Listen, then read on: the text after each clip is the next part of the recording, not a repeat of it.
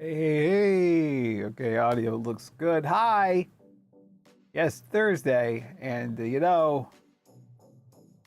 I've been accused of being too cynical. So I got some rose colored glasses. They're not working. That's the joke. Yeah. Hey, hi, everybody. So, if you're curious. Yeah, I know, right? I got this retired bear who writes my jokes. Um, yeah, so these are what are technically called migraine lenses.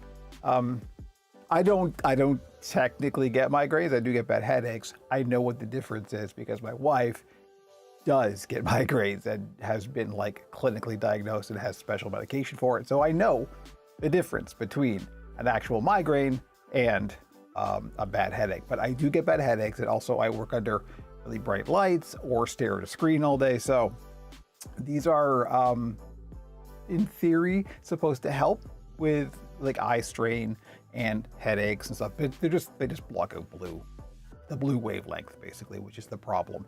Also helps with your sleeping.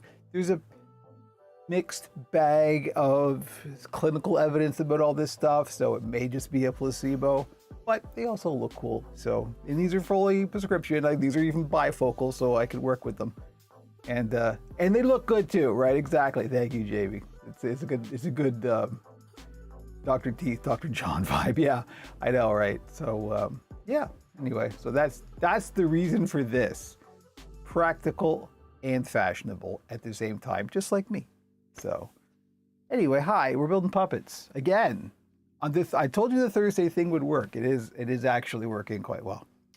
So I'm gonna have my coffee like I do every week. I haven't had quite as much coffee this time, excuse me, as I had last week. So I hope to be a little less frantic, although that worked out for that build stream, so maybe I should just drink up. Speaking of pixels and puppets, now that we're doing a Frasier to the Cheers spin-off kind of thing with pixels and puppets, we have both a dedicated YouTube, PeerTube, and now Twitch. I just created a Twitch channel yesterday for Pixels and Puppets specifically. They're all linked off of their respective places. So on YouTube, you can find it in the header.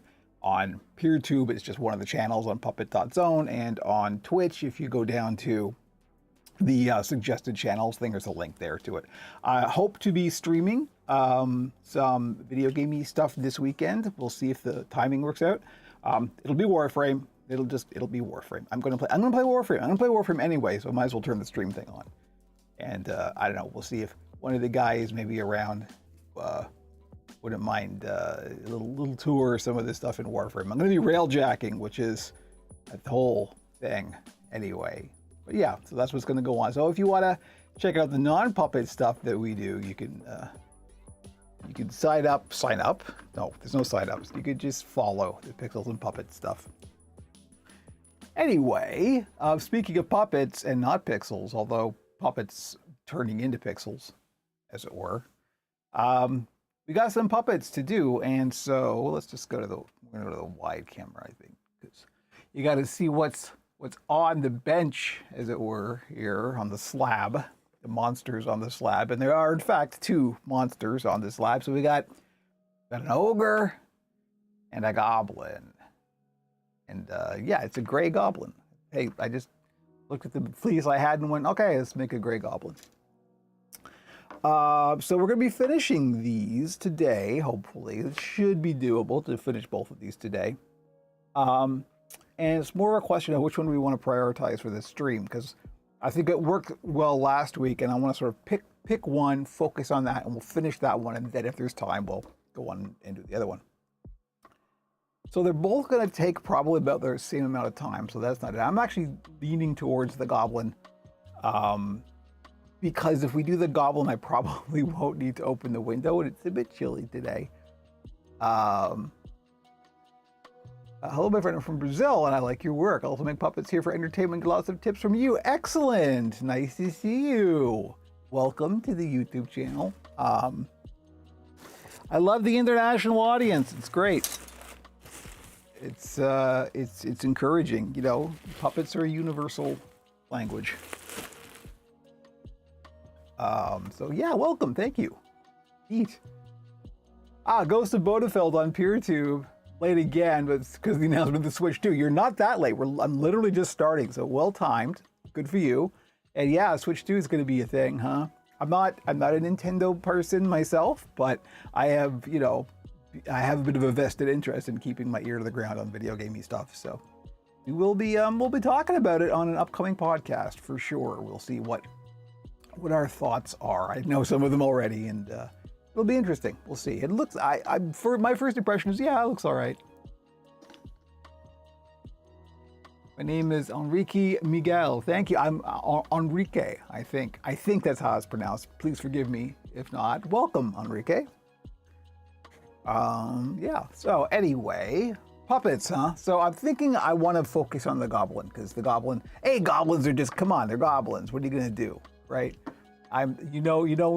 Goblins have a special place in my heart, so I think we'll focus on the goblin and then we'll move to the ogre. Oh, but the one thing I do want to show before we get to that, I actually have something that I thought would be a helpful demonstration, speaking of learning things, for something that I tend to do, you have to do a lot, and it's not the kind of thing I think anybody would ever think to even make like a tutorial video for or anything, but it is something that I think would be helpful for people to see. So let me do this. It's going to be with the ogre here. So these are a surprise. I got to move that out of the way. Should have had them on the table in the first place. The mouse out of the way so I don't accidentally turn the stream off. And we'll move the goblin just for a minute as I knock the handheld camera over. Do that. We'll put you over here next to the frog, huh? How's that? Here we go. Still haven't had my coffee yet. Gotta have some coffee before we get to we're just jumping right in. The practical demonstrations. It's not even 6 minutes into this stream. I gotta fuel up, my friends. You know, as it were. Let me know how the stream quality is if you have any comments. The PeerTube one seems to be okay. It's the VODs that get weird. For some reason, PeerTube occasionally splits it into multiple videos, so I don't publish them automatically. Last time I had to just like download it from Twitch and then just upload that whole single file, but we'll see. I have to walk on Gilded Splinters before I get into the puppets. You know. Ugh. There's so much news, and only some of it is not terrible. So, welcome to 2025. It's a lot. That's the official slogan of 2025. It's a lot. But we're focusing on the good stuff for now, at least. Until the next really horrible thing goes, and then we'll express our sympathies and hopefully move on to the next puppet, because that's how things work around here. I don't know what the reference is, JB, and I'm frightened.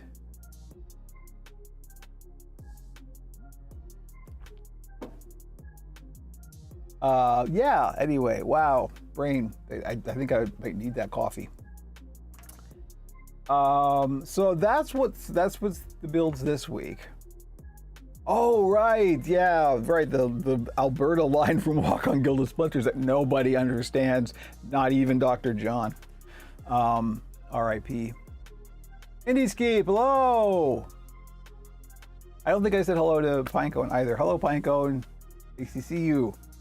So yeah, I plan out, because, you know, I'm running a business, so I kind of have to be somewhat organized.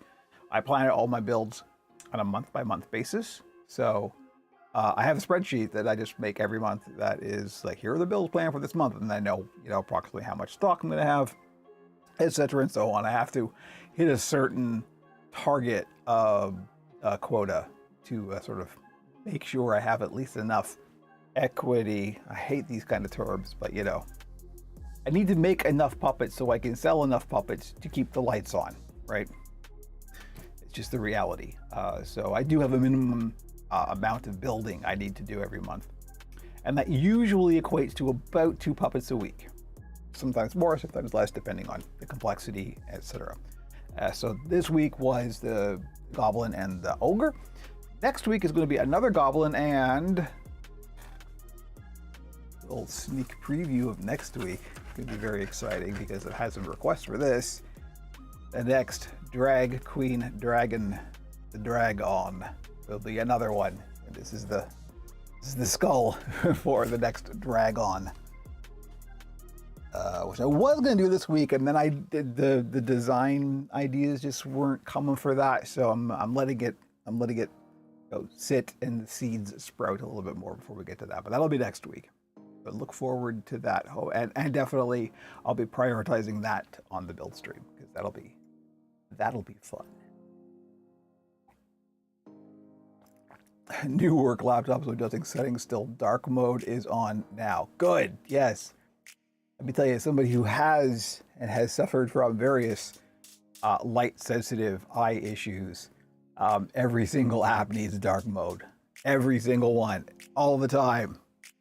Nothing but dark mode. Baby. Okay, let's show the thing I wanted to show. So let's say you've built the puppet mostly. So this is the head, obviously, with this skull.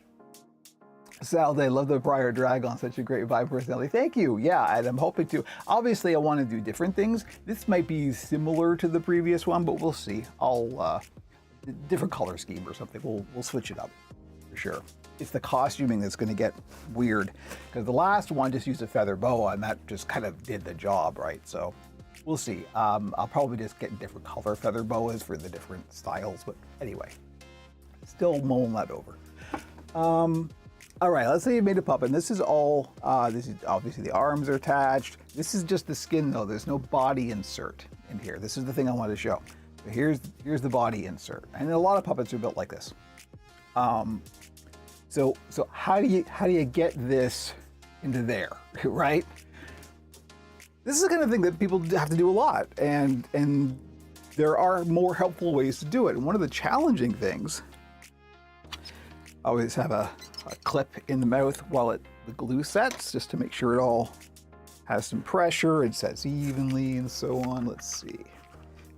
Hello. Yes. Hello. All right.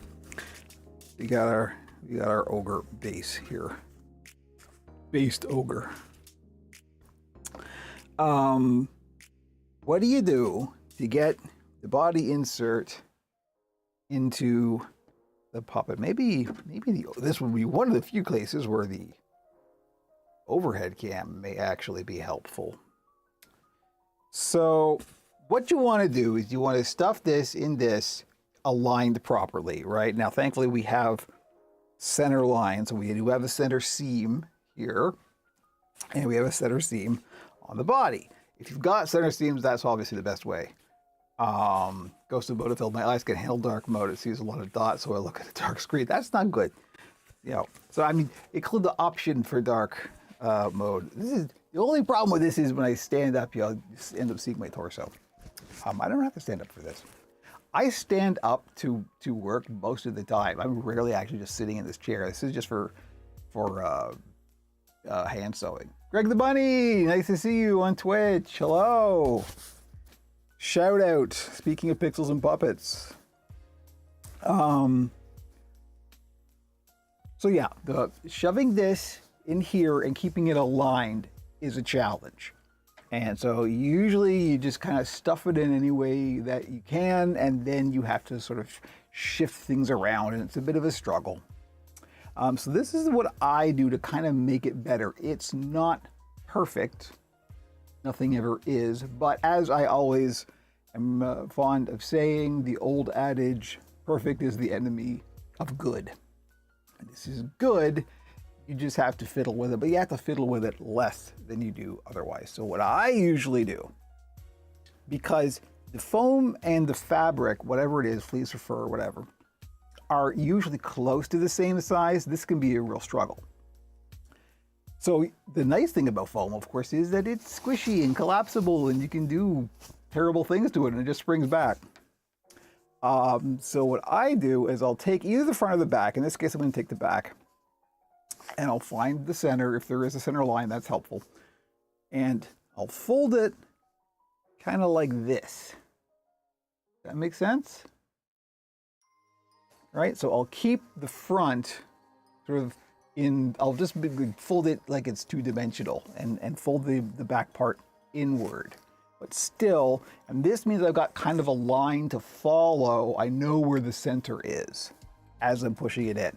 So I'll take it, this I do have to stand up for. And because we want to make sure that the back and the front are fully aligned, I'll just get it all in there, fold it up, right? That makes sense. Yeah, okay, good. It's just out of my head like you can see me, Hey, this is the, you know, we're just streaming, we're just here hanging out. It's like we're in the room. Only I get all the coffee. So once it's in and you folded it all up, then I kind of like push it out and inflate it, as it were. And now I can feel, so the fabric is a little bit more this way than it should be. So now we can just kind of like push it a little bit, get it seated where it wants to go. There's the center, there's the center. Okay, that's pretty good actually. That went well. So you can see on the back here, kind of. Trying to get this so you can actually see it. There's the center line of the back on the body foam, and there's the center line of skin. So they're nicely aligned. It's exactly what you want. And that's much less of a struggle than just trying to shove the thing in any old way. So I thought that might be a helpful, oops, there we go. A helpful demonstration that maybe it's the kind of thing you just hadn't thought of, because I hadn't until I had done this a few dozen times and went, I need a better way of doing this. So anyway, so now we've got the body foam in there. And yes, for those curious, I have talked about it a few times, but I always get questions about this. Yes, this puppet stand is part of a cat tree. It was supposed to be on the top of a cat tree like that. And it was too tall for where we were putting it. So I took this off, and then now it's a puppet stand. And it's a great puppet stand because it's a perfect height. I could actually increase the height if I want to. And it's all padded. And it's good and stable, and it's nice. It's a very good, useful puppet stand. So repurposed it. Didn't go in the landfill. It's the important part. So there we go. There's our ogre with the body foam in there. And that's that. I just bits of fur all over it. I always run a lint brush over the puppets before they go at the door or on the camera. It works perfectly. It looks like you use the pincushion. Yeah, absolutely. Speaking of pincushion, I did show this off last time. It's my new one of my stocking stuffers. Okay, so we're gonna put the ogre aside because we're gonna work on our goblin, the gray goblin. Slightly less interesting cousin of the green goblin. All right, let's have a look here. What we got? There we go. Jamie and Greg the Bunny in the same chat. At long last, it's like the super friends are coming together.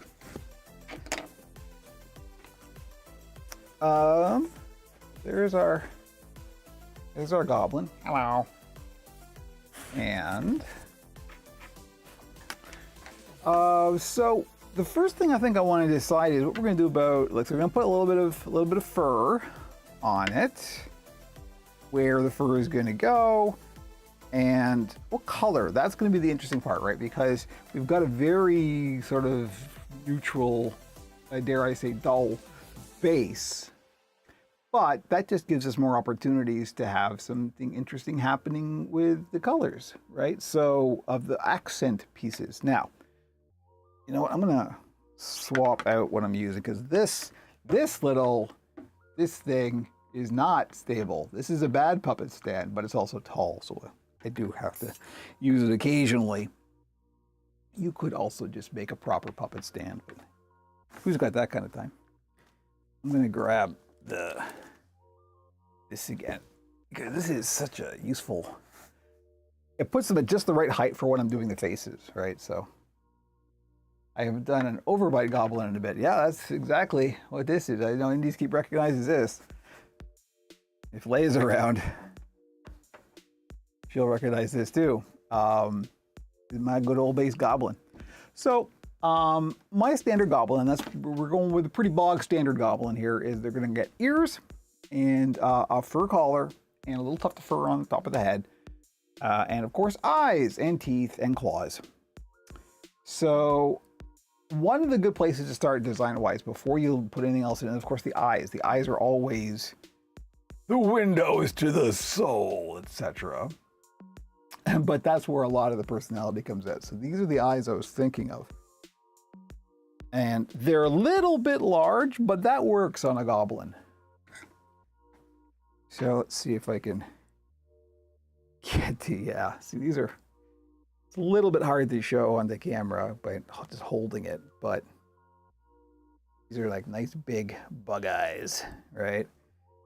They're also kind of sly, like they've got the half closed, right? I think that's gonna look good. So we've got some pink here already, so maybe we should lead into the pink, right? As I always say. Anyway, write your own jokes. So let me see if I have any pink. I know for a fact I don't have any pink, like a large amount of pink fur, but I might have some scraps lying around, and I definitely have some pink feathers. Let's get the scrap bag out here and see what we got. We'll just switch back to this cam. Makes the goblin look kind of malicious, right? You know? All right, so we got a fair amount of black, but that I'm saving. We do have quite a lot of this red, which might be interesting and a good complement to the pink on the eyelids. I don't know if I have any pink scraps we can use.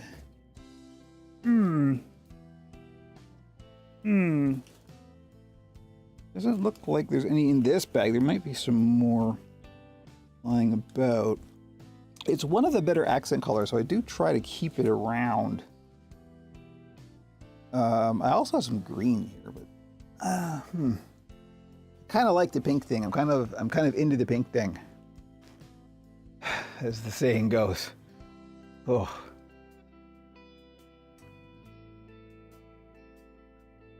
So yeah, no, sorry, I missed that question because I'm focusing on the puppet thing. So yeah, these are 3D printed, but the eyelids themselves are fleece, not felt. As I always say, it's literally on the Puppet Pit Discord, the Discord channel, and that was written by JB.B. So yeah, so this is fleece glued over top of the 3D printed eye, and these are very handy because these are my whole peg. Threaded rod kind of eye, so these can literally be removed if you need to. I am going to have to add the eyeliner though, the black foam, which is what we'll be doing next. As soon as I see and decide what the fur color is going to be. I have some more scrap over here. I don't even think this can be caught on camera. Oh, it can very well. So this, where that blue is, that's on my second pile of scrap. This is the organized bag thereof, and that's the bin where I just chuck everything as I'm working. So let's see if there's any in there. Just let me put this back where it belongs. Is there any in the feather bag? No. The feather bag, that's right. You heard that right. I have a bag just for feathers. Okay, let's see if I can, woof. A lot here. This is after I cleaned it too. I just want to make that point. Or as the old man gets down on one knee. Stuff's falling all over the place. It's like I never cleaned it. So, no, I got a little bit of rainbow left. It's not, you won't see enough of the whatever color on the, oh, what's this? What's this? Look at this. Hey, we got some pink. We found the pink. I do have several types of purple, and that's not a bad idea either. But look at this though. That's gonna really. This will give the oh factor, right? There's always that kind of like, you gotta have that moment where you first see it and the first impression is, oh. I'm always trying to aim for that. I have crushed the poor ogre here underfoot. No, ogre's fine. Ogre is made out of soft stuff. You can't hurt that ogre. So yeah, there we go. We got some pink. Let's have a look at the pink and get the big old goblin out of the way here. Not helpful on the top camera. There we go. Yeah. That's where we're going. We're going with the gray and pink goblin. So, like I said, the first thing I want to do for these is I want to put the black line on the eye. We've done that on stream before, but obviously it's just what we got to do next. So do that. Then I got to make some ears, and the ears are going to get interesting. Maybe we'll do those from scratch. Even though I've got just a mountain of quick one-off designs, it's always fun to show doing something from scratch. So some more coffee, and we will get to the eyeliner. So let me see. I've got some cut already here. This is just craft foam. It's got a sticky back. And that's what I always use my eyeliner, because it just looks so nice. And it's got a little bit of depth to it, so it's kind of 3D. This will work. But you also want to anchor it well. And the thing about this is it's a little bit rough in a couple of spots here. So, yeah, lots of big. Let me see if I can clean up. There's a couple of little spots here that are going to be tricky to try and cover over. This is one of the reasons that you put the eyeliner in is A, it just looks good, and B, it kind of covers the join there. So if there's any little rough bits, those kind of get masked. But I'm just going to take a little X-Acto knife here and see if I can clean up some of this edge. See if we can go to the tight cam here. And I know this is shaky cam, I apologize. But all I'm doing is I'm taking an X-Acto knife and just kind of like trying to clean some of the fuzzies and the crusties off of this to make it a clean line. No, it's not too bad.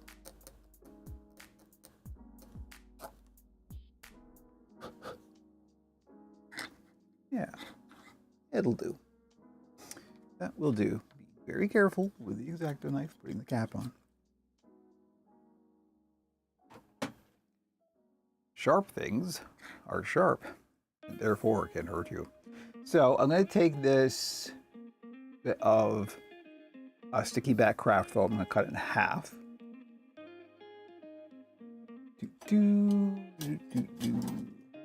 Also going to get a throat lozenge because once again, Kevin's stalking and therefore getting hoarse.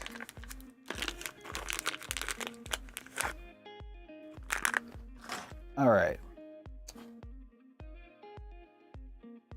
So the only problem with this bit of craft foam is when I cut it, I didn't cut it terribly evenly, and you can see autofocus would cooperate, not really. One end is a bit thicker than the other. That'll happen. I could just cut some more. Why don't I cut some more? Just to make sure it's nice and even, because you do notice that, I find. Even if you don't consciously realize it, something will look a bit off.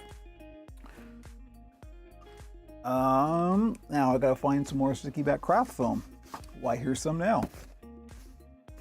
Yeah, brand new sheet too. Okay. So I'm getting the old X-Acto knife out again. And a nice long straight edge. Our dressmaker's ruler here, which only comes in inches. The trusty X-Acto knife, exactly. And this is why it's uneven sometimes, because I just kind of eyeball it. Look, here's the beginning of a one that didn't quite work, so we'll go with the other edge for that, or we'll just cut a new one. Once again, gonna stand up. I used to use one of those camera filters that made it so the webcam would kind of follow you around. It was more trouble than it was worth, but it did have some value. Okay, now we've got a nice clean edge. Just gonna bring it down a few millimeters because we don't use measurements based on the length of different parts of the king's body anymore. And hopefully this will be a nice even one. Why did that stop halfway through? Get it? Kinda. Not really. No. Oh, that's okay. Let's have a look at how did we do for that one? Much better. We'll try again. Just to check. Let's try it with the other edge because this one is from the machine, so it's going to be mathematically perfect.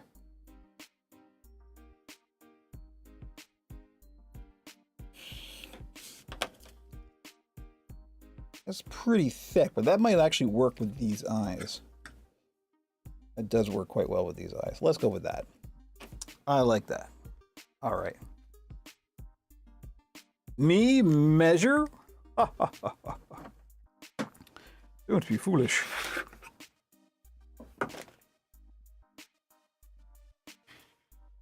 Okay. Now that we've got our bit of craft foam strip cut to the right size, I'm just gonna fold this in half. Yeah, that worked out quite well. That's pretty even all the way along there. Fold it in half, cut it in half with the appropriate scissors. Here they are. And there we go. So this, hopefully, these are quite wide, so yeah, it'll work. Okay. So, nobody likes to measure, you know? Measure twice, cut once. Where's the fun in that? So I'm going to take the pegs out of the back here. And among the reasons I use the sticky back craft foam, you can get non-sticky back craft foam, obviously, but because this will be able to sort of get this seated and in place while we wrap it around and glue it in the back. And it'll staple it without using glue on the outside, which is always a helpful thing. So I'm just going to peel off the sticker here. Ugh, didn't come off clean. Hate that. Sometimes when these things get a bit old, the paper can kind of fragment in the back. It gets a little janky. There we go, we got it. Okay, so I'm just gonna lay this in. I gotta get real close so you're gonna see my head in the frame. I'm sorry. That definitely makes it pop. It does, right? It's this is part of the Muppet design aesthetic, right? So I'm just gonna lay this in, and I went for the middle first because we want it even. And then we want overlap in the back. I guess I've shown this before on stream, but I'm showing it again because this is just what I'm working on. All right, so let me get to the close-up cam here so I can show what we're doing. There we go. All right, that's pretty clear. The eye here, I've laid that in just over the edge, so it's nice and a bump there, but oh well. Nothing's ever perfect. And now we're going to take this and we're going to wrap it around the back. Just like that, right? So it's just sitting inside. Now we're going to drop some hot glue in here to anchor that down. And then that should be all that you need to keep this steady. Eyeliner, not just for gloss. You know, I'm not even wearing any today. Why steal the focus from the new funky glasses, right? So let's actually, I'll put the hot glue in first, and then we'll do the second one. And then while the glue is setting, it'll be ready for the final thing. Now, what will happen when I drop a little bit of hot glue in here, and you want to go light on the hot glue, is that will actually melt a couple things in here a little bit. This is why it's good that this is pretty thick, so it won't melt right the way through. But it will actually start to lift off as this foam heats up. It will lift off. So you got to be aware of that and just judiciously try to sort of tap it down. But once the glue sets, it'll all be nice and solid. And I'm going to knock the camera around with the hot glue button. So I'm just putting a little bit on the ends here. Yes, you can do this with other adhesives. Would probably be smarter, if I'm honest. But here we go. There's a little bit of hot glue on either side to sort of tap it down. And once that glue sets, it will hold it all in there. So while that's thing, and sometimes the lifting of the thing doesn't happen, and other times it takes a little while for it to happen, which if it happens, it's going to take a little while, this one, obviously. Hopefully it won't. Hopefully it'll be nice if that just sets up like that, and that would be perfect. Let's get the sticker off of this one. Gonna come off clean. Yes, you are. Okay. I'll do it like this, so it kind of looks right side up to the camera. Start in the middle-ish. And the music stopped. Why does that keep happening? I don't know. It's a playlist going through a web browser, so you know. This track is called Relaxing Bath. Is it now? It's so quiet, it's got to be relaxing. I've never been more relaxed. Greg the Bunny, how are you enjoying your 3D printer? Did I hear you got a new one recently? Yes. Also, there's a picture on the... Why did that happen? Here we go. So yeah, this is the Bambu Lab A1. And I absolutely love it. It is fantastic. It is the closest thing to I just plug it in and it works that I've ever experienced. Now, admittedly, this is only the second 3D printer I've ever owned, but it is much less maintenance. And by goodness, is it fast! I was frightened when I got this thing home and like calibrated it because it was just going so fast. I thought it was gonna like shake itself off the table. It was a lot. I've got used to it, thankfully, but it's yeah, it's a lot. But anyway, it's fantastic. I love it. Bambu Lab, of course, has a reputation for being kind of plug and play. It's deserved. It largely has very, very few issues that I had to correct, and every single time I've been able to fix it with no problem. Yeah. The problem is, of course, they don't do open source stuff. It's all proprietary, the app and everything. And so kind of rubs me the wrong way that way. But honestly, for the convenience, like because I use this for my job, I just have to get stuff done. Like I have to sacrifice some principles for expediency. This is one of those cases where I'm like, I'm okay with it. So we're just putting the glue on the ends here. Just like the other one. Did I get that on camera more or less? Yeah, more or less. Ghost of Vodafell, black and pink is a nice combination. I know, I love it. It's one of my favorite combinations. All right, so while that sets up, we're gonna check the other one. Hey, it didn't lift off. It's all, that glue is pretty much set in there now. It's just a little bit warm. So we gotta wait for this to set. keep an eye on it in case it does want to lift off. Oh, see that? There we go. One of them's lifting off. This one here is lifting off. So you can be sure that the glue isn't terribly hot. Like it is. It's fine. Actually, it's a little too cool right now, which is why it's not grabbing it. Let's just get in there and see if we can push it down. Get hot glue all over our fingers. It's just warm glue at this point. It's fine. Put a little bit more in there just to have some insurance. You probably won't need to be quite as picky as I am with this kind of thing, but I need to make these quite robust because I'm selling, as always, to the general public, so who knows what they're going to do with it. All right, let me see. Do I have, yeah. Let's get a little tool in there so I'm not actually in danger of burning my fingers. Oh yeah, I say that absolutely no. When the glue is like cool enough to touch, you just will learn that from experience and some bad experiences at that. Like I've said before, the one thing that's ever truly injured me in the shop has been hot glue.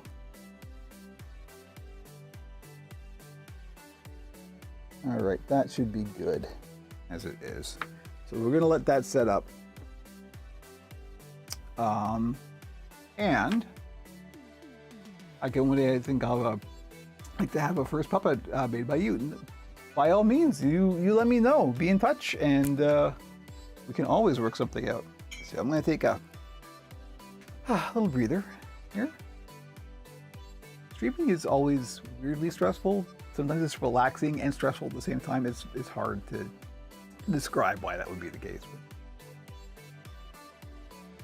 Because you just gotta be on all the time, right? Dead air is bad, so if you ain't no good at talking, you know.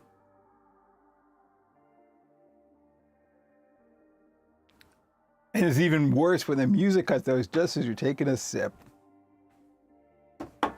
Okay, so let's think about, you know, the part that I want to avoid, therefore, is the one that we should do next, is the ears. They're always a pain in the butt.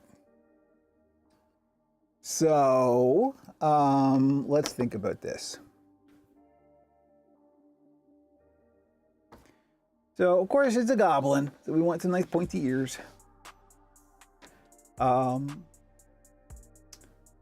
considering the kind of sly quality of the eyes, I think pointing up is the way to go. Or possibly not, when you think about it, because if he's sly, he's sneaky, so his ears could be down, right? But these are the kind of things you have to think about when you're coming to these aspects. This is why doing the facial features is the fun part, because now is where you get to establish the personality of the character, right? This is just a base to build off of. Maybe pointing down would be the way to go. I don't normally do that, but that's probably why I should do it more.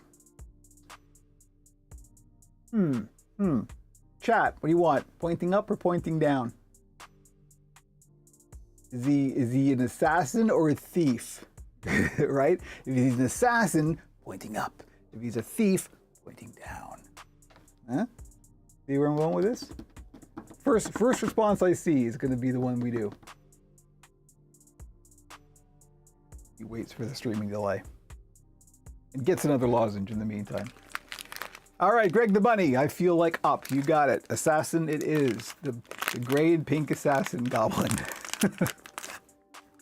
I'm into it. Up it is. Okay. So what I'm going to do, I do these. This is the kind of ear I've been doing lately, and it seems to be working out quite well. So sometimes I'll do like a foam, like a core of foam, and then I'll cover it in fleece.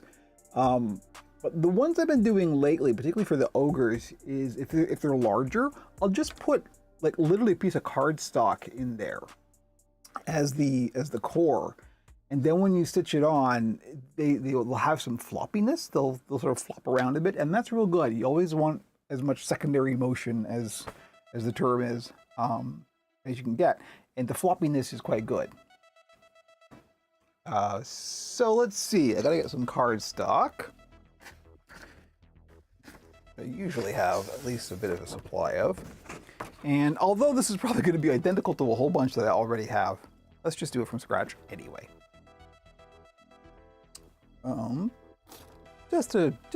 For demonstration purposes. All right, so I got a piece of cardstock here, and literally all I do now that I decided, or Greg has decided that they're going to be pointing up. How long would I say I've been building puppets? Just over 5 years. They're probably closer to 6 years, and then 5 years for the professional part of it, where I was actually selling. Yeah. Which, you know, there's been people who've been in it for decades, so I'm still just kind of starting, really. And never, there's no finish line. You never kind of feel like you're done. Because I'm always learning, I'm always experimenting. That's the fun of it.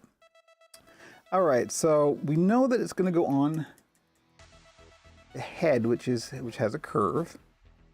And we're going to make this slightly smaller than we want the finished product, just because this is going to get covered in fleece. Anyway, we're going to do a real simple ear because I am pressed for time. So we're not going to do the whole carved foam thing. So ears usually start kind of bulbous. Right? Start with a kind of a round base. And then we're going to do the point. So we can decide like your standard sort of Tolkien elf style ear, kind of like that, kind of leaf shaped,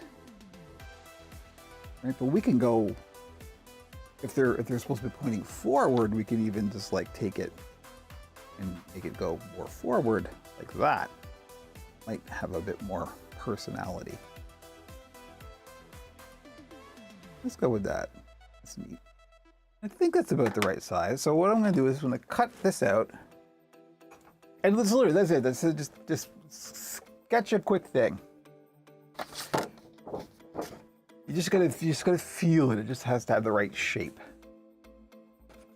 Oh, so Ghost Mode fell to down. I'm sorry.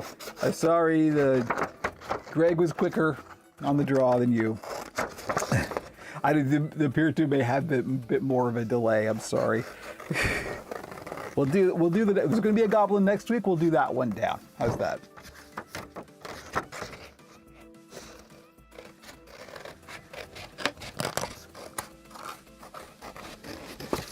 So I'm just cutting this out with the garbage scissors because it's cardstock. Don't use the good scissors on cardstock.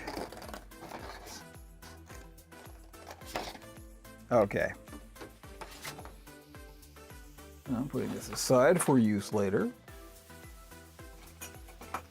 And let's have a look at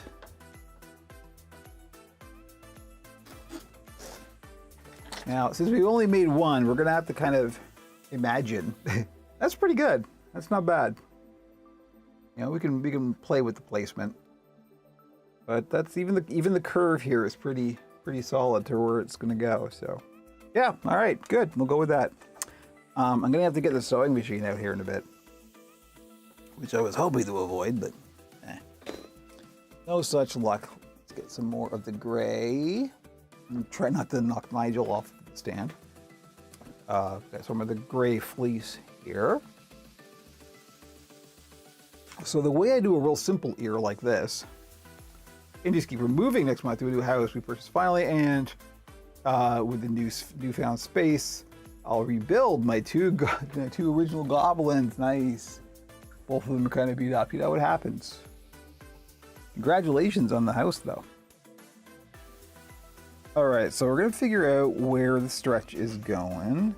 Looks like it's going this way on our fleece.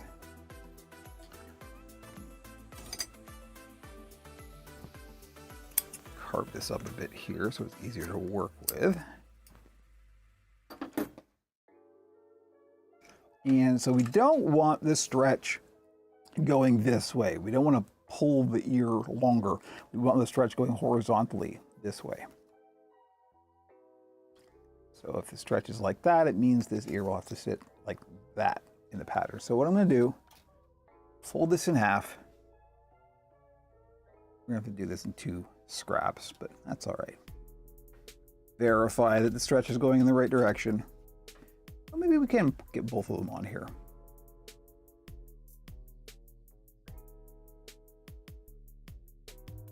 And take a pen here and very lightly, again, you don't want marker bleed through or anything, just score our line here.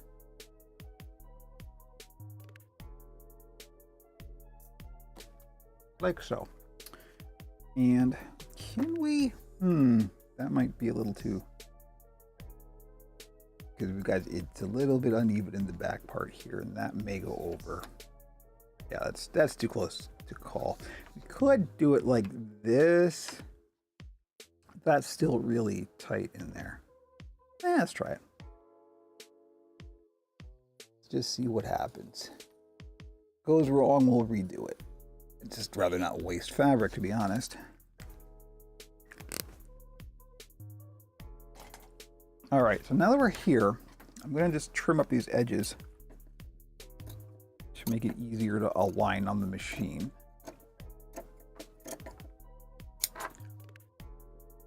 We are going to get to some hand sewing. That's how the ears are going to go on. Hopefully won't take too long.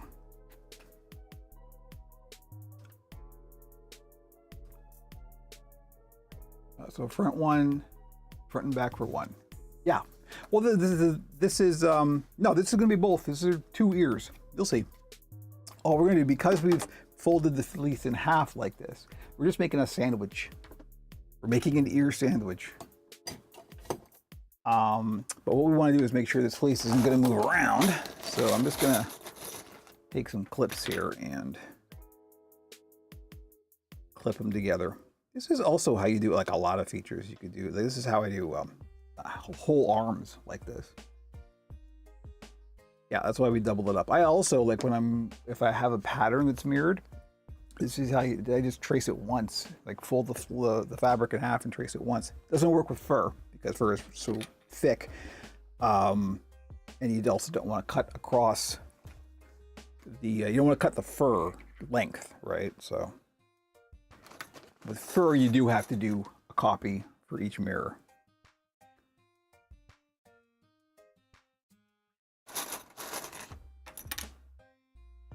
But we're just going to clip this in just to make sure that the fleece isn't going to move around too much. Fleece likes to move around because it's thick, right? It's got a pile. This is going to take a bit of finessing because that's a very tight space in there. When I go to trim these out, that's going to take a jeweler's eye in there. But it's time to get the sewing machine. That's how we can get this done quickly. Okay, Goblin, you're in the way. Where can I put the Goblin to not be in the way? How about over here?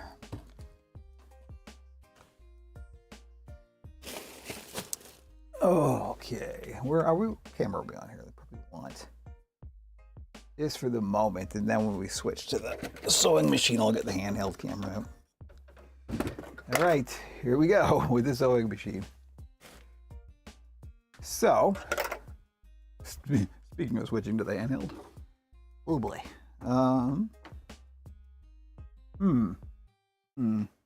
I know it's shaky, Cab. Forgive me. Jamie, what is with today? Be about work while I'm at work. I know, right? Don't they know? Don't they know there's puppets being built? The heavens. Okay, there we go with some barge in the background here. So, oh, you know what? Put the thread on the machine, Kevin. That's a good idea, Kevin. Probably want that.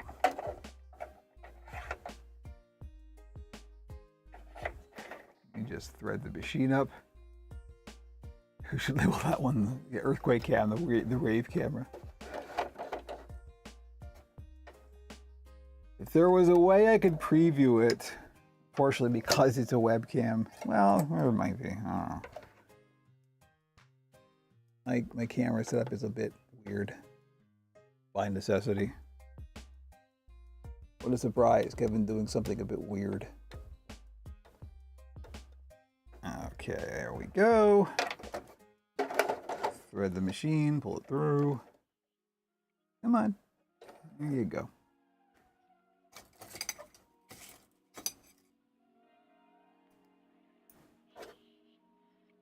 Trim that up. The thread underneath. All ready to go. So we want to leave the back part open, obviously, because that's where we're going to put the card stock. Oh, I should have carved it out. I need to do more than one because there's 2 ears. We'll do that in a second. All right. See how well we can do this. This is nerve-wracking having my sewing machine this closely inspected as I'm working on it. Dylan, I'm making a new show this year called Fuppets. No relation.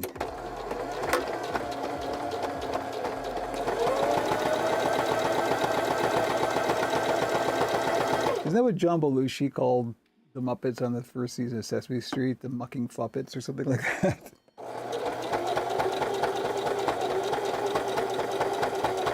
He was not a fan.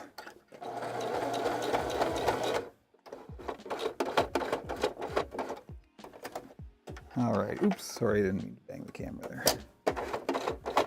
Just going around the outline just to make sure we've got enough room.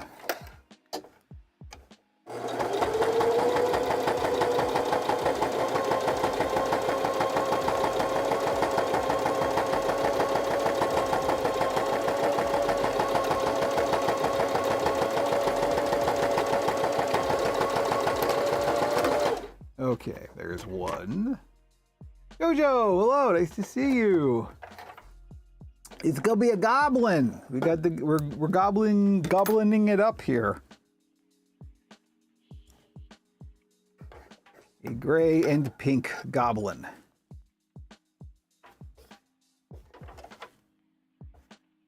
And right now we're doing the ears, as you may be able to tell.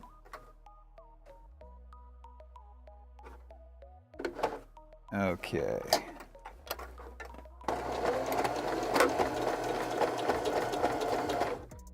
Obviously, they will generally look nicer if you hand stitch stuff. I just don't have the time. So these are the kind of compromise versions. If I'm doing ears like this that are probably going to have some hair or fur or something in front of them, these will be fine. If I wanted to do ears that were kind of more prominent and you were definitely going to focus on more, I would do these carved foam and hand stitches, just because you want to sort of make it so when you look at them, you don't notice the seam and stuff. But in this case, it'll be fine. Oh boy, I'm really getting close to the edge here. Story of my life. Whenever you gotta go around a really, really tight little corner like that, I always just want to do it by hand just to make sure that you're not going too far.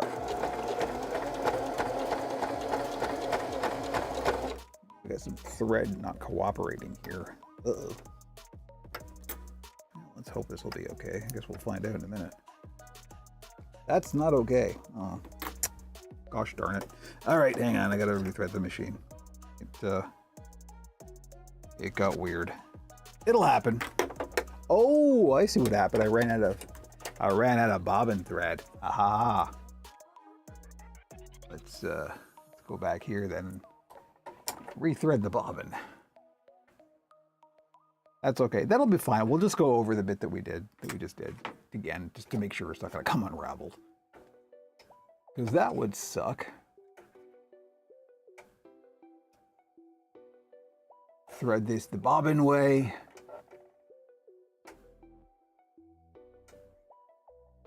It's always so much fun.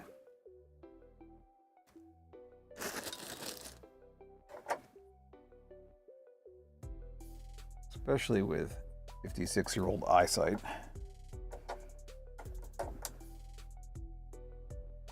You good, you good, you good. Snap that in.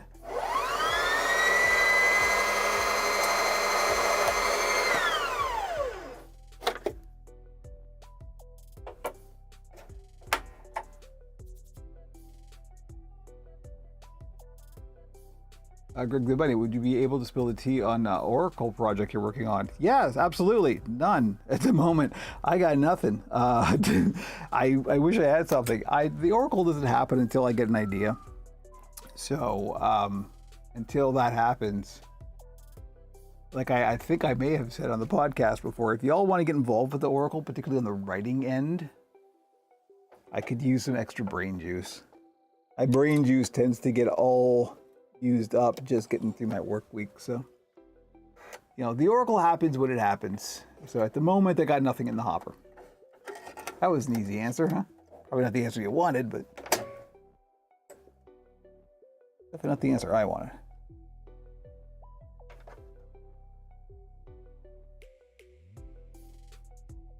I actually am thinking of switching the format up a little bit, and we'll do a whole kind of plot line around that. I don't have brain drippings left over, you know, it's true. Now, I think if I do a slight format shift, it'll still be the Oracle, but just how we get to the end point, it might be easier to come up with ideas. That's the whole thing. It's finding. The original concept of the Oracle was supposed to be, oh, we'll get audience questions and stuff, and then like it just didn't happen. I was hoping, like, you know, audience questions would spark, you know, an idea for the episode. But false premise that.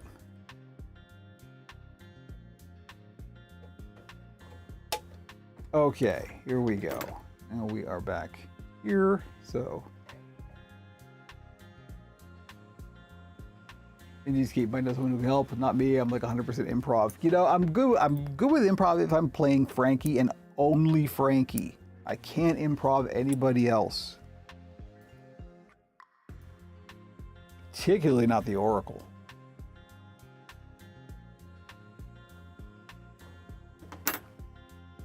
Okay, here we go. We're gonna have to just do this part again here. That's fine. That is fine.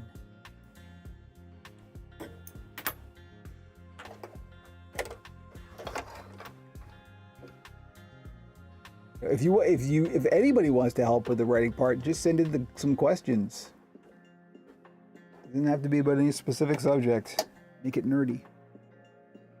And hopefully that will then give me, because it's got to be something I can turn into a good gag, right? That's the whole thing. But you never know what that might be, so. Maybe it's like me and Noel, who's basically Frankie animated but not physical troll. Yeah, well, that's the thing, right? That's the it's the voice. It's the New York kind of attitude, right? That's the thing that really gets you.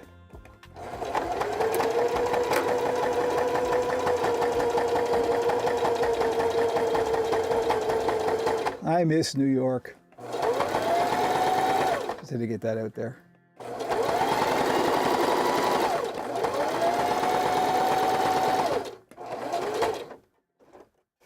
Honestly, don't know if or when I'll ever be back at this rate.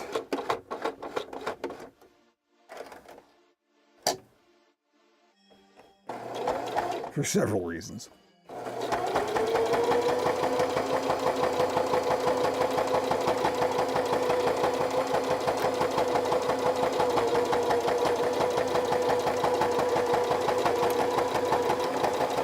Okay.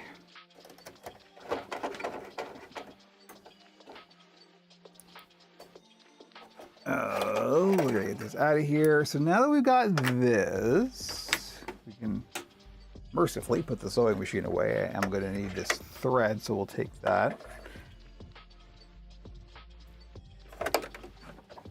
Ooh. So now that we've got this, right? We're going to go to the overhead cam. We can take these clips off now.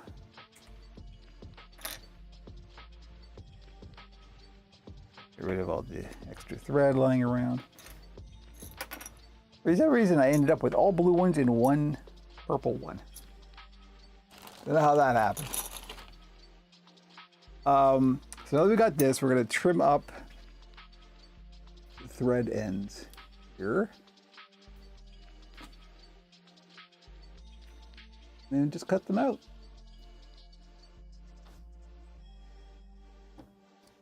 Make sure we do not cut across any stitches. That would be bad. And this is what I was talking about, where it's like the cut in between the two is going to be real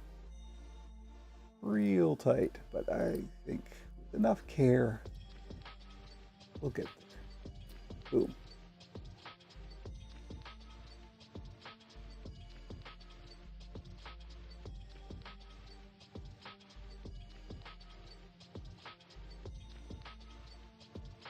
And for the part that's open, of course, we just cut that normally. I'll leave a little bit because that'll be for the basically seam allowance for when we're stitching it on. Here we go.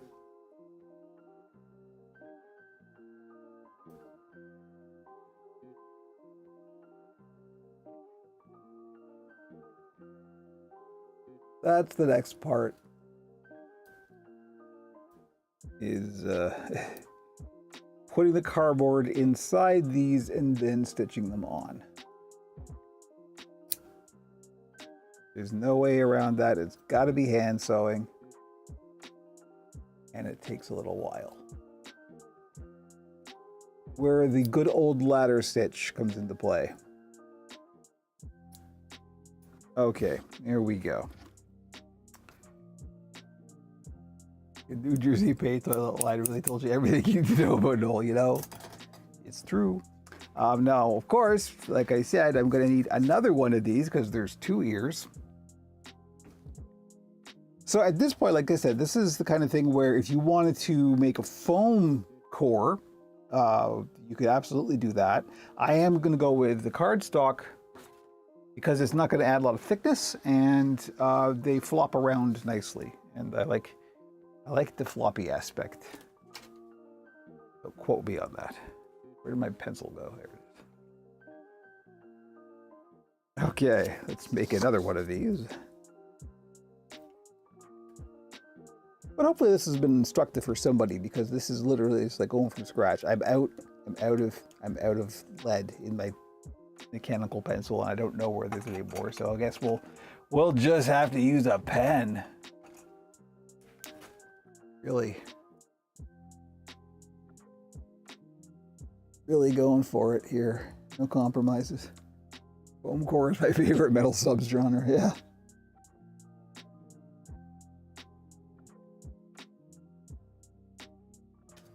All right. Get the garbage scissors. Trim this a little bit inside the line because we want this slightly smaller than the thing it's going in.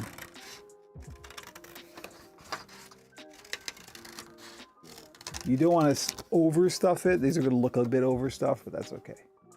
We'll work with it. Fleece is stretchy.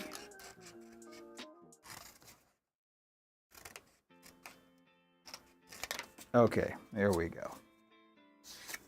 You're going to have fur in the ears of this goblin. I think when I'm doing very basic, simple ears like this, I usually do put something in front of it just to kind of give it a bit more detail.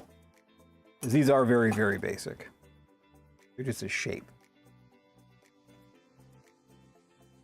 So yes, I do believe I will.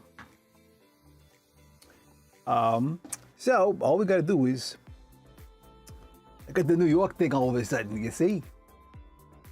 Let's turn these inside out, or right side out, as the case may be. Let me get a poking stick here, and we'll poke it with a dull end, because you don't want to poke it through the fleece.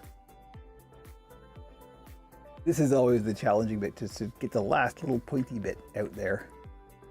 Gotta keep you gotta hammering it home, just go for it, etc. Good enough. It'll always look like lumpier and mushier and softer than the thing you drew, so bear that in mind. And same thing for this one.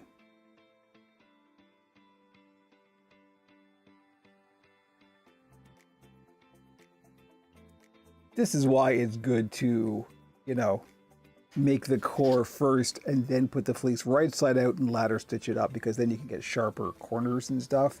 When you have to turn it, you always lose some definition. That's okay in this case. And also that can be good, right? Like particularly with a Muppety style puppet, you want sort of softer lines.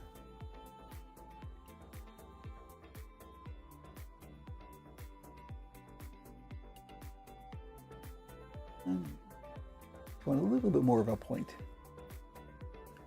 That's not too bad. You can get the foam or the cardboard in there and poke it through a little bit more. It'll also sort of wear itself out. So all I do is I just, you know, literally just put the cardboard inside the little sleeve now.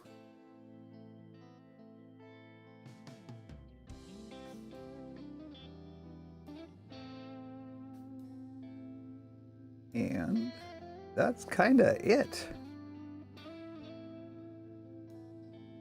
Got our, you know, it just gives it some stiffness. And then we're going to pin it on and sew it on.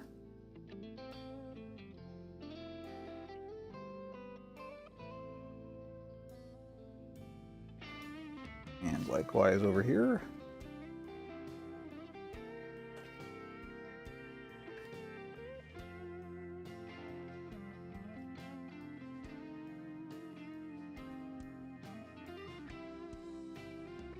Cardboard, you could have 3D printed a skeleton for that here. It's true. I had debated using. These are the maquettes that I had made for the premium Nosferatu build. Last Halloween, I guess? No, not last. Halloween from last. So these are the ear forms that I made for that Nosferatu. Now the problem is, because these were like a design test, I didn't print these with a small amount of infill, so these are quite heavy. But I was thinking about using these. They're pretty good. Unfortunately, they don't really have much utility because they're too heavy. So they serve their purpose. Okay. Yeah, those were 3D printed, I guess was the point that I was trying to make. Walden Blender at that. Okay, so there we go. There's our Spock-like ears. We'll go to here because now I literally have to stand up in hand, so fun, huh? Let's get our goblin back. Retrieving the goblin, moving the camera out of the way. And now we gotta sort of figure out placement for the ears. So the first thing I like to do is use a clip and hold the mouth closed. So the head will kind of sit the way it should when it's in a neutral position. And now we want to make sure that the skin on the skull is all seated properly and all nice and smooth down. Doesn't need any adjusting because we're about to stitch stuff onto it. So our center line is more or less center. A little bit askew, but that's all right. We'll do a little bit of seam blending on this as well. Okay, now, how's the camera angle for this? It's not too bad. Let's see if we can tilt it up a little bit, just so you can see a bit more of the head here.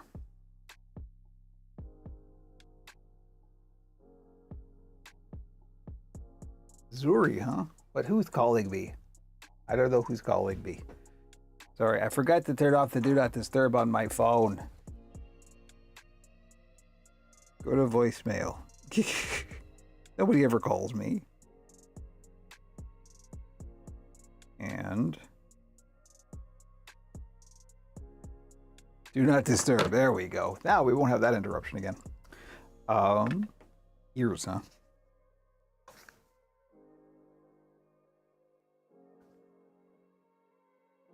So here's where I just kind of eyeball. And this is where it's actually good to have a camera, because the camera can kind of catch an asymmetry that your eyeballs may not.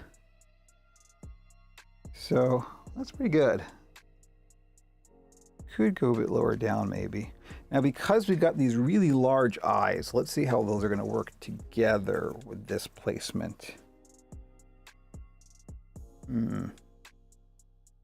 Definitely lower than higher. Yeah, that's pretty good. Okay, so once I get one side about where I want it, that's when I pin it on.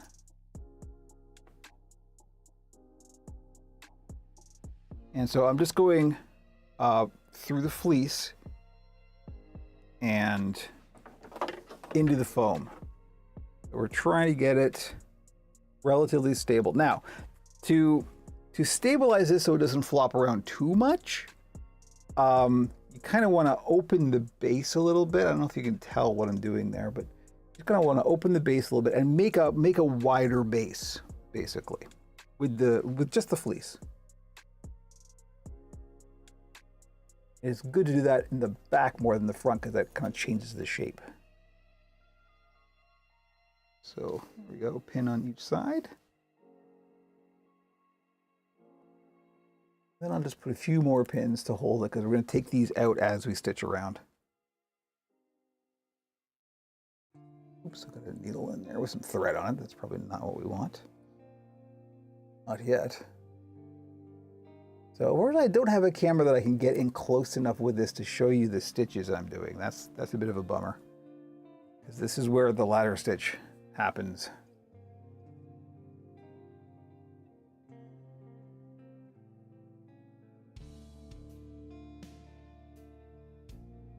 But more pins are better, because they will hold it in place better as you're working.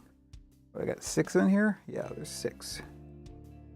So there we go. And when we do the other, I don't tend to pin the other one on quite yet. I get one sort of done and seated and sewn in, and then I'll place the other, just to make it as even as I possibly can. We'll just do one at a time, now that we know that's about where we want it. So I always start in the back, because this is the part you're not going to see. And we'll thread a needle. And I'm going to use a curved needle. It makes it a little bit easier. So,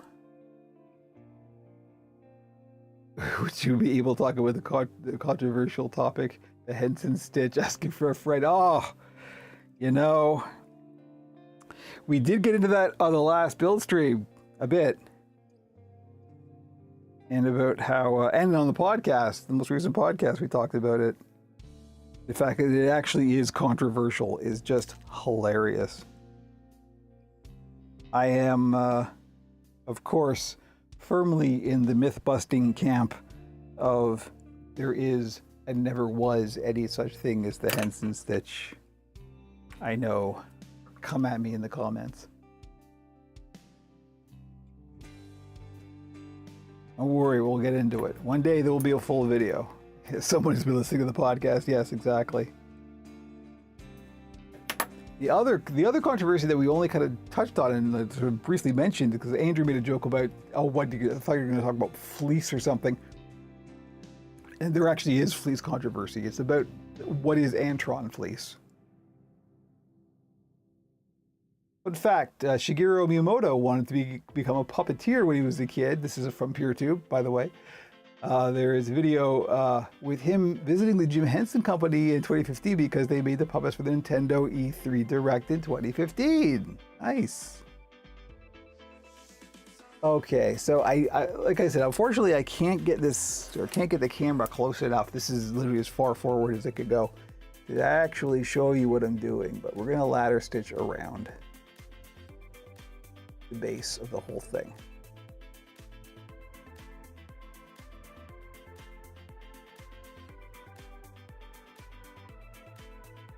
And start out by anchoring it, the knot. And you do have to go kind of slow and careful.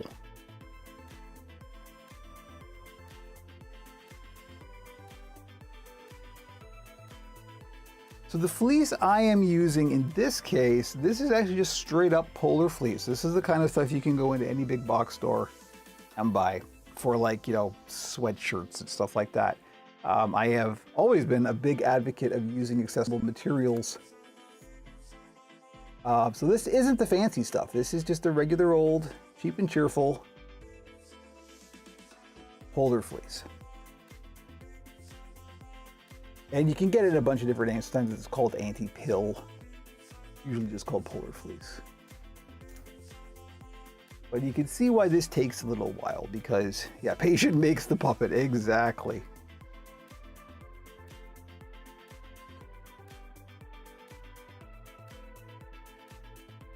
But you can see why I use a curved needle.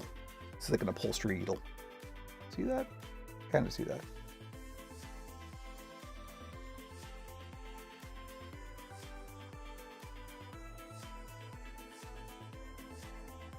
So that every time we get to a pin, before we pull it tight, we pull the pin out and do the tomato or the little man, whichever way is closer. We just go around. I may actually have to sit down for this one because we're getting to the bottom of the. See, now I'm too far away. It's going to have to be standing up. This is one of the reasons why it's good that I can actually make this stand a bit taller. Sometimes you gotta get in here and just, like being at the dentist, just turn to face me.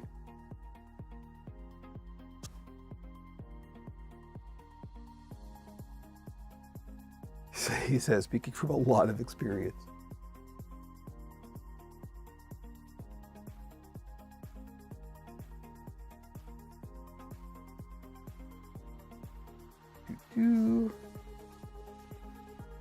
Next pin so that can come out. Careful talking about the heads to stitch. The mouse club security might hunt you down, you know. Bring them on. Let's go.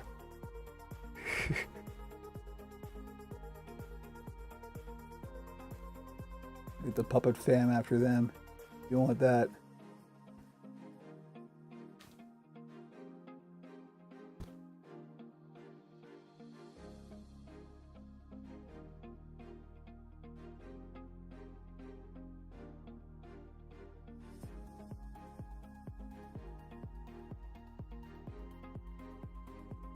Unfortunately, this is, you kind of have to do this first, so we're not going to get to the more interesting bits of putting the eyes and the hair on quite yet. I got to do both of them, so welcome to a big chunk of this stream. It's only 11:22, that's not too bad. We still got some time. We may even be able to get both ears done.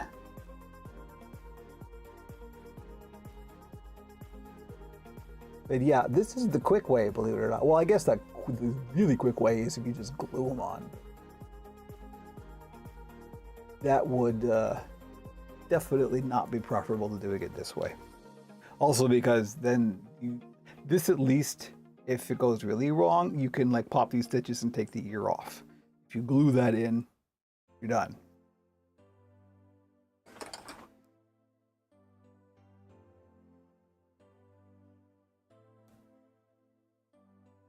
But you gotta make your ladder stitches as small as you can. They don't have to be super small, but the smaller the better. The smaller will look nicer. And yeah, you can whip stitch this, but you will always kind of see it way more than if you ladder stitch it. This is the one thing that ladder stitching, which is what people usually mean when they say the Henson stitch. This is what it's actually practically used for. It's for attaching something from the outside where you don't have access to the inside of the object.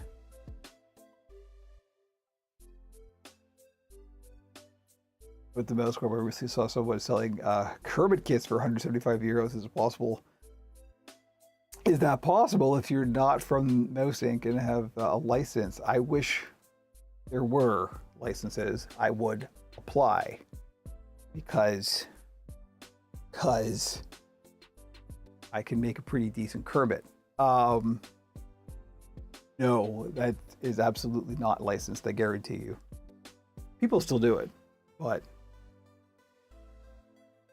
this goblin has as many piercings as his maker at the moment. You know, hey, we could do that. We could, you know, the sky's the limit here.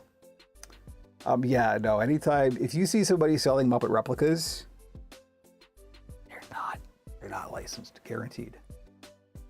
I also think that that should be fine, but Disney lawyers, I guarantee you, have other feelings.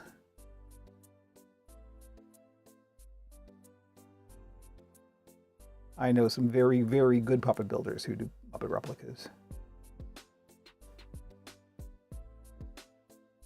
I do not partake in that side of the market myself, but I've thought about it, particularly when money is tight, let me tell you. I'm just not willing to take the potential heat.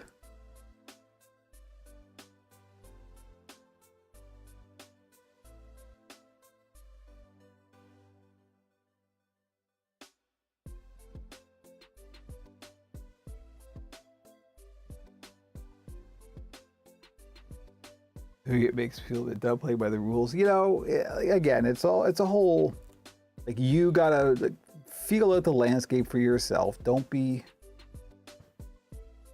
stupid about it.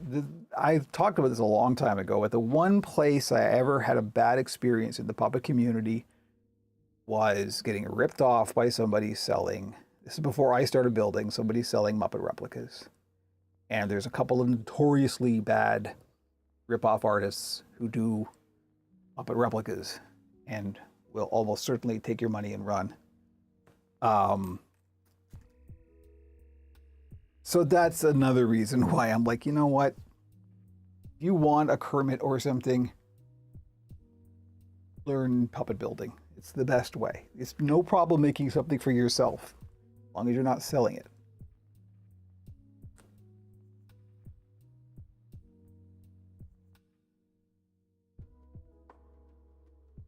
Thinking of using some of my old steampunk stuff on my next puppet. I'll have a very goth motif when I do that, yes. Ghost of Bodafel, do you know why Disney don't sell official Muppets? I don't know why.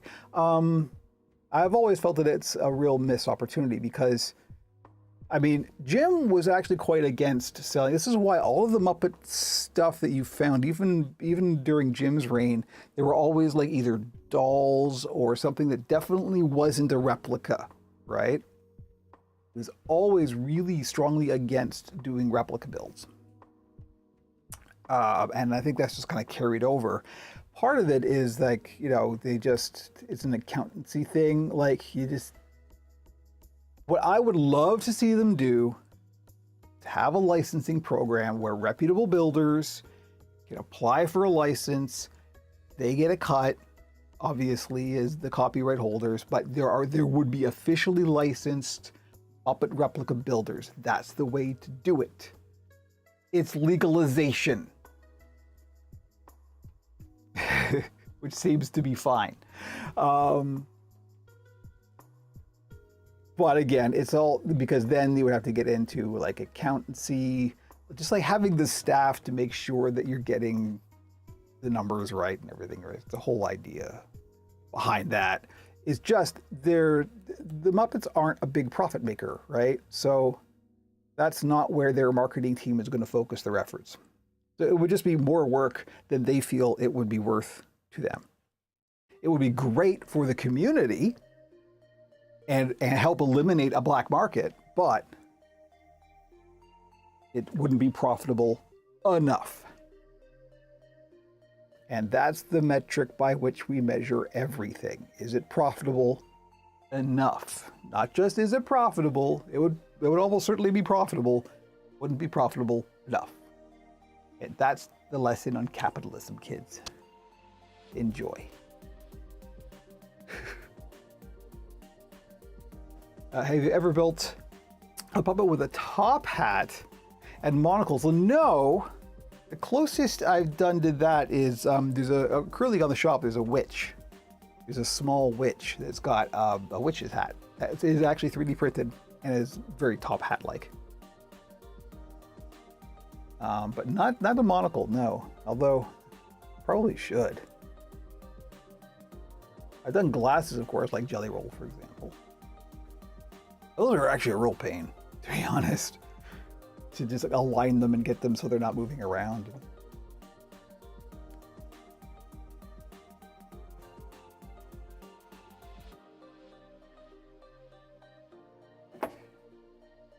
Okay, we're almost done with one ear.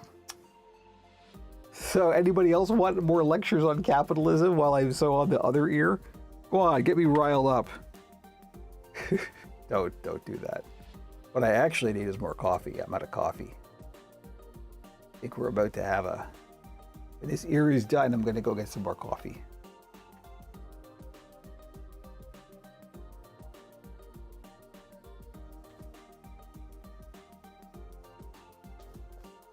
Getting there. A few more stitches, we'll be there.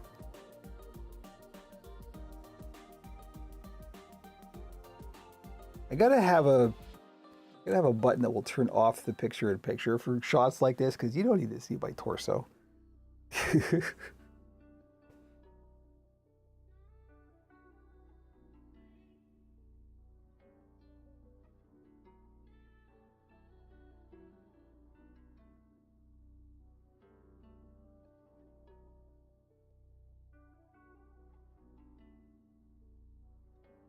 Almost there. Say maybe 2, 3 more stitches.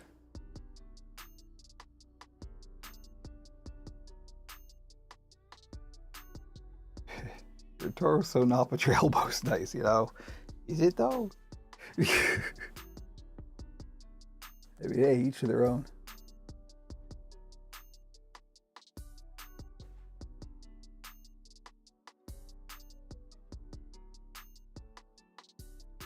All right. So once you get to the end, that's when I just tie it off. This is why we start and finish in the back. In case there's a little knot or something, then will be hidden.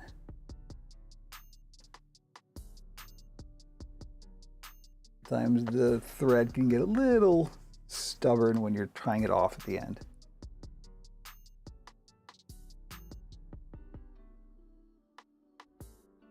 Was it far enough? Yeah, that's far enough.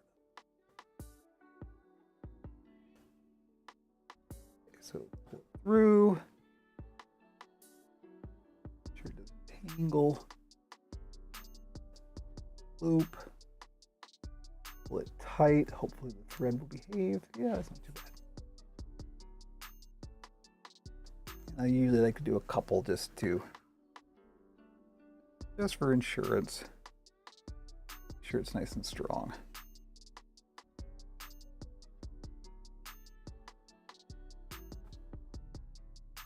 Okay, there we go. 1 year. Sewn on.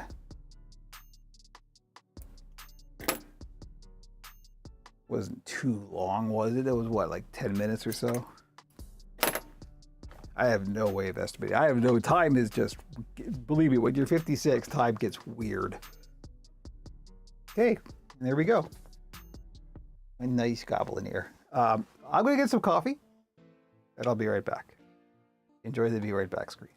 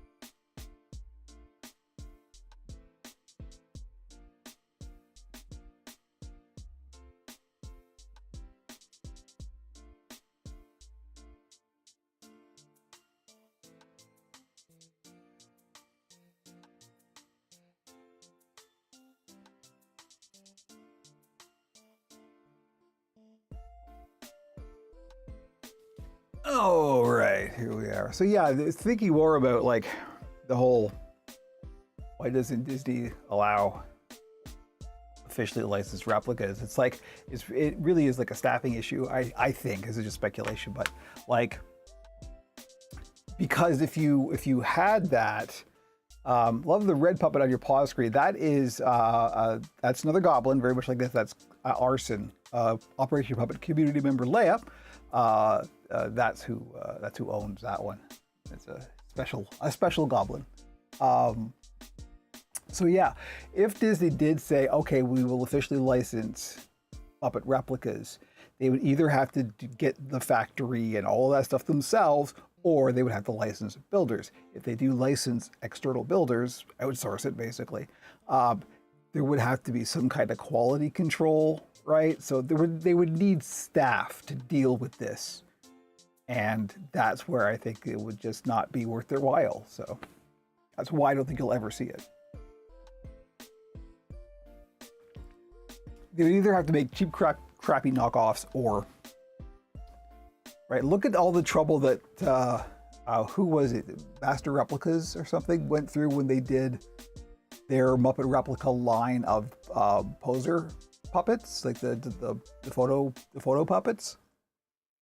And even then, they didn't turn out that good, right? So it's like they went through a lot of design changes and prototyping. And I mean, look at who was it? Hasbro tried to get the Cookie Monster replica thing off the ground, and they did a crowdfunding thing for that, and they didn't reach their goals, right?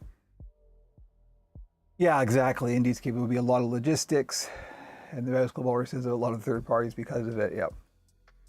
Eddie Creature, love your streams. I'm a builder in Australia. Wow, we got a real international audience today. Look at this. Welcome. Thank you very much. Oh, but yeah, that's why I think Muppet replicas will be forever consigned to the gray market. So, you know, which is unfortunate because, like I said, there are some disreputable builders in that space. And so be careful if you're ever thinking about purchasing a Muppet replica. I don't know, check with somebody you trust. Because I do know some names that I'm not going to mention, but yeah, be careful. As far as copyright, if you could just change the color, call it a Werbit, is that okay? Kind of, yeah, actually. I mean, one of my staples are the Greeblies, and they are very fraggly. Now, obviously, this isn't Disney, that's Henson, but nevertheless. Yeah, if it's not a replica, you're usually okay. Like, I knew a builder who did, like, frog puppets that were basically Kermit, but just a different color, right? And they were fine. So, you know, when is your Uncle Deadly personal build happening? I would love to. Uncle Deadly is a real challenge. I mean, that's all carved foam and, or cast, or it's just, there's a lot. Uncle Deadly is such a complicated design too. It's almost the opposite of the Don Celine approach, right? Because there's no like simple shape on Uncle Deadly. He's all just like, Floyd Pepper before Uncle Deadly. Floyd is a bit easier, actually. I've seen some Floyd builds, and he's much less complex than you might think he is, just because it's all about getting the head shape right. And even then, he's really just kind of a split sphere. It's the nose length, and it's all but the placement of the features is where Floyd really gets his personality. But the actual underlying shape is quite simple. The trick on Floyd is the eyes, yes. We've talked about that before on stream, I'm sure, about like different ways to do Floyd eyes. Or you could just, opt for, we'll just do the first season Floyd eyes where they didn't blink at all. They were literally just supposed to be like John Lennon sunglasses, right? 11:39, I didn't realize how late it was. So we're actually gonna get probably right up to the mark here with the last year, but I gotta get the second ear sewn on, so we gotta get going on that. We'll see if we can get that in before the end of the stream. I will, of course, post the pictures of the finished build up on the socials as soon as they're done. So, given us Andy Wartrol from the FAO Schwartz store, yeah, that's the old Muppet Whatnots, the ones you could buy. probably the closest thing to Muppet replicas that we're going to get, and even then, that was still not like Muppets, right? They were whatnot, so they could be anything, and there are no established characters. Right, let's go back to this camera. Okay. Kevin needs another lozenge. We gotta go. We gotta motor on and get this second ear on. After that, this will go pretty quickly. This is the long part. Yeah, Andy was not the secret with the FAO Schwarz whatnots is they weren't very good puppets. As a puppet, they weren't very well done. Okay, let's get the placement of this down. So the important thing I found with particularly these sort of thin, like these sort of two-dimensional ears, is to make sure that we're getting the sort of lateral position correct. I'm really, really bad at kind of left-right symmetry. Just look at the Oracle sometime. Don't judge me. But see, this may be a place where the overhead cam is actually useful. You can see this is a little too far back. We want to have this a little bit farther forward, right? You got to look at it from all angles. That seems about right. Here we're gonna go again.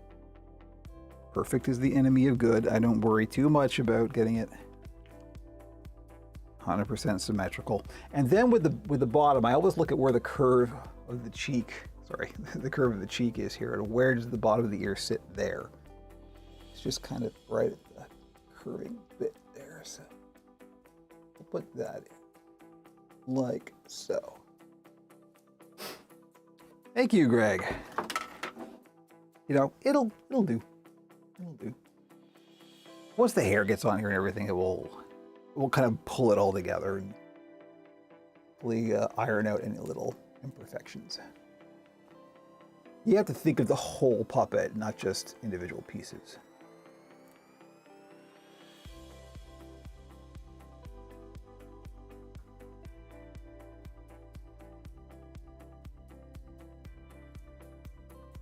Oh, excuse me, a little bit of nose. Use the mic.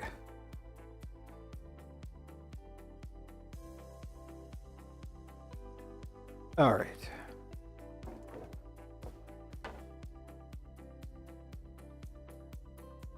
I don't know how far in front of the camera am I blocking your view? So one of the challenges of doing this on stream is just being able so both me and you can see what I'm doing. All right, here we go. Second ear is placed more or less correctly. It'll do. A little bit off, but hey, it always is. Fighting the clock here. And Twitch caught a spam message and showed it to be to either allow or deny. Very cool. Wow, the robots are working for once.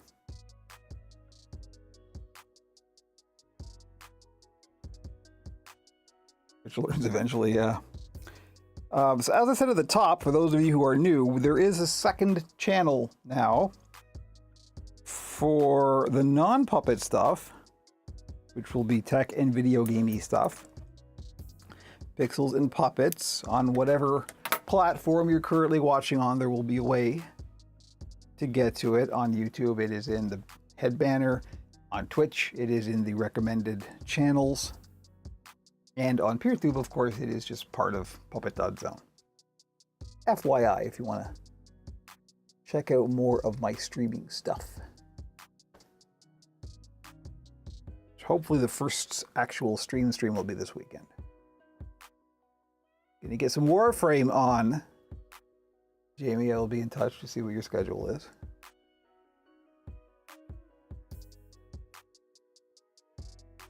I'm gonna be railjacking in public, as the joke goes.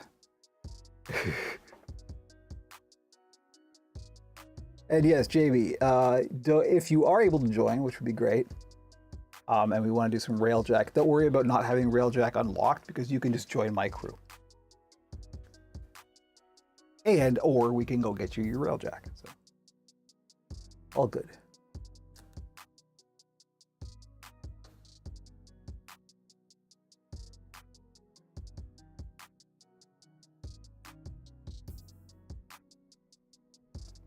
Okay.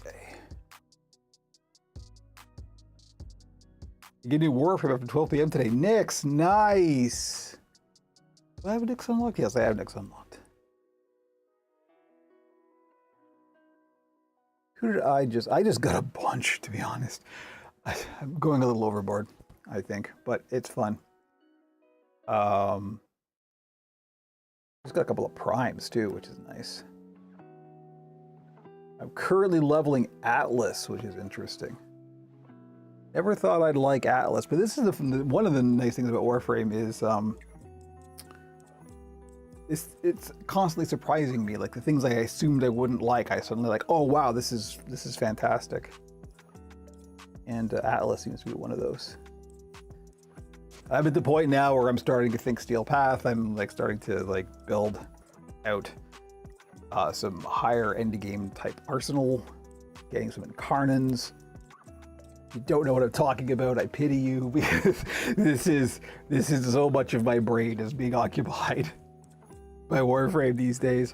I apologize. It'll happen. Hey, at least it's something I enjoy, right?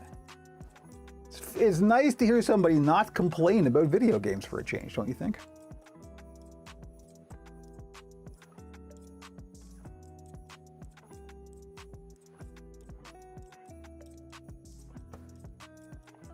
Just this morning got the Exceltra rifle, which is Gauss's signature rifle, which apparently is quite nifty and cool and good for endgame. And I also, one of the things I'm struggling with, a lot of the higher endgame type guns, like all the Incarnans, they require headshots to charge.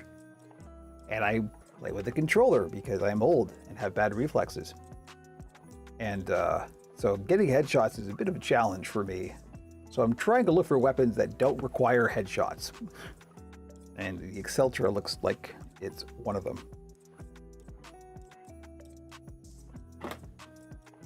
And I have a couple of the Prime version. I have the main blueprint and I have some of the relics as well. So I'd be trying to farm that out too.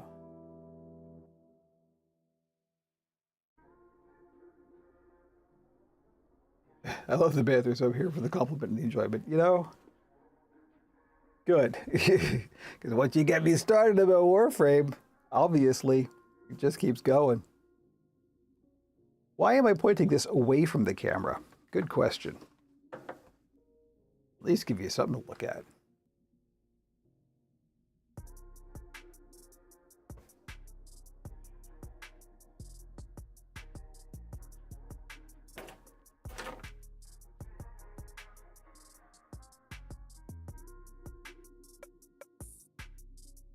The objective is to have both of these done today, but I don't know.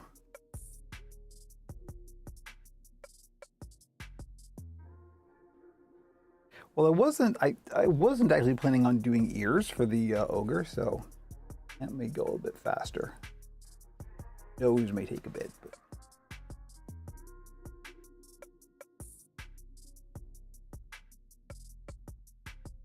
I tried to get into Warframe back when it first came out. I was having an issue with all MMOs that weren't City of Heroes. Though, oh, you know, I understand, believe me. It was a real long journey for me to get into Warframe, and I kind of still don't know how it happened. I tried several times and kept bouncing off of it just because of the level of complexity. Like, it's insanely complex. But it was more just like I had enough exposure to it that eventually something just clicked, and then it's been a nice, smooth, surfing that wave kind of thing. It's like I said on the podcast, the thing I always was trying to make happen with Destiny actually happened with Warframe. It just found the right neurons to connect to, and Suddenly it's like, oh, I'm fully in.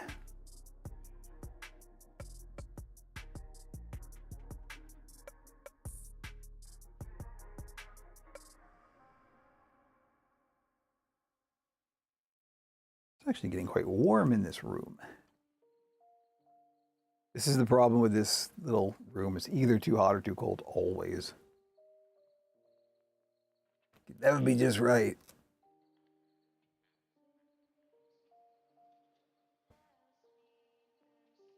Where are we? 10 minutes left for the end of the stream. We'll do it. We'll get there.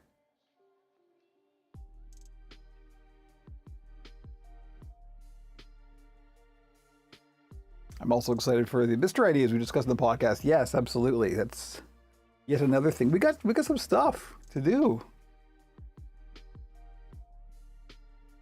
But does he do? We don't have Xbox Live anymore. Yeah, me either.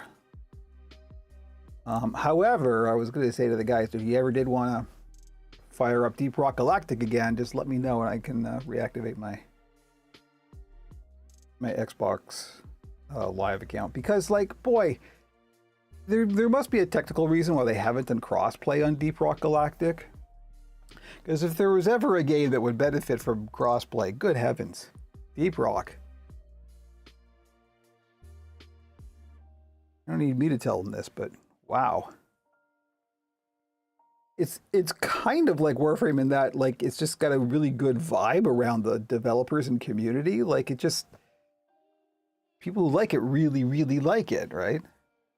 I think it's the dev publisher size that prevents it. Yeah, you could be right. It's just a size thing.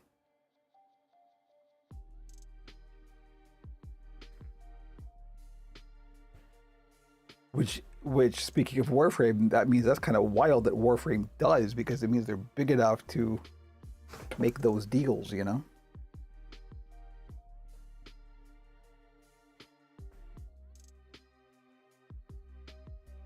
Okay, we're rounding the bend here. Just over about halfway done. We're gonna keep this stream going until this ear is attached. Rock and Stone, you ain't coming home. Exactly. Deep Rock is so good.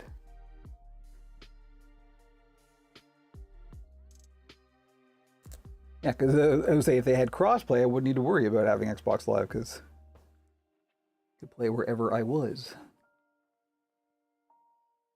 These days is mostly just Steam. Thank you, Steam Deck.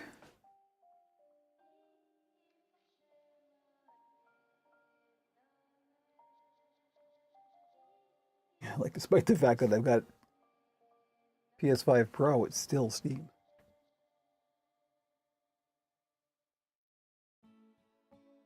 Great. Now we got the Deep Rock talk happening. Oh, sorry, I didn't see that before Ghost of Bodefeld. Funny, you have to go to a dark market places to buy something like Muppet Reckless. I know, right? Seems counterintuitive. Never underestimate the dark side of the Muppets.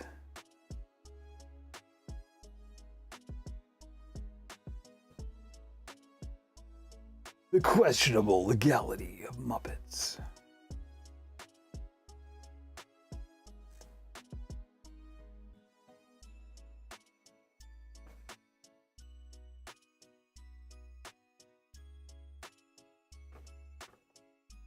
Okay, we're getting there. Oh, excuse me. We are getting very close.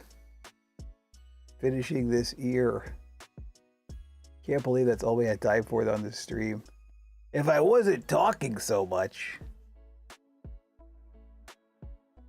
thinking I would finish 2 puppets on stream. Good luck with that. Look, you can't rush the puppets. You know this by now.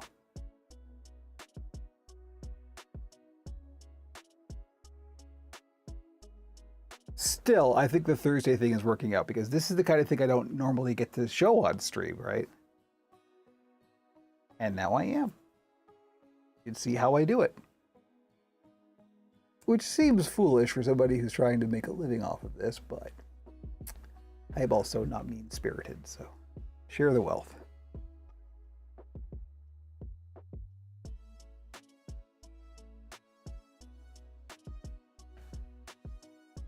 Okay, here we go. We're tying it off.